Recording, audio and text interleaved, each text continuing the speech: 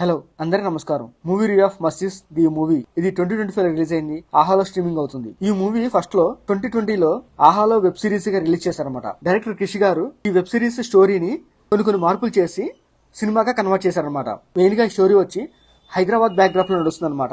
ఈ మూవీలో వచ్చి మెయిన్ కాస్టింగ్ నవదీప్, హెబ్బా పటేల్, చాందిని చౌదరి, రాజు చంబోలా, బిందు మాధవి ఈ 5 క్యారెక్టర్స్ మధ్య స్టోరీ జరుగుతూ ఉంటది అనమాట. నవదీప్ వచ్చేసరికి ad agency company owner. Navdeep wife Bindu Madhavi. Navdeep and Bindu Madhavi ఒక పాత పబ్ని కొంటారు, దాన్ని రినోవేషన్ చేపిస్తారనమాట.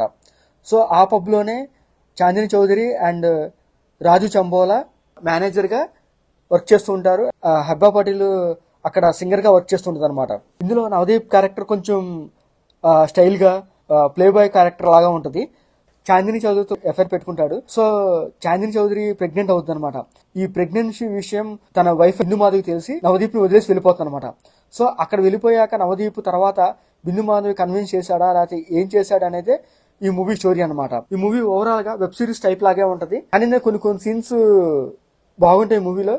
కొంచెం ఇంట్రెస్ట్ గానే తీసుకెళ్ళినట్టు అనిపించింది. ఎందుకంటే ఈ మూవీకి కథ డైరెక్టర్ క్రిష్ గారు వర్క్ చేశారు కాబట్టి. సో స్టోరీ పాయింట్ చూస్తే నేను ఫస్ట్ షాక్ అనమాట.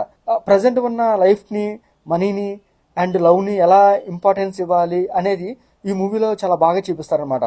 సో లాస్ట్ లో వచ్చేసరికి ఒక్కొక్క క్యారెక్టర్ ఒక్కొక్క మంచి ఎండ్ తోనే ఎండ్ అవుతుంది. సో చాందిని చౌదరి అండ్ నవదీప్, బిందు మాధవి వీళ్ళే మెయిన్ క్యారెక్టర్స్. వీళ్ళ ముగ్గురు మధ్య జరుగుతూ ఉంటుంది.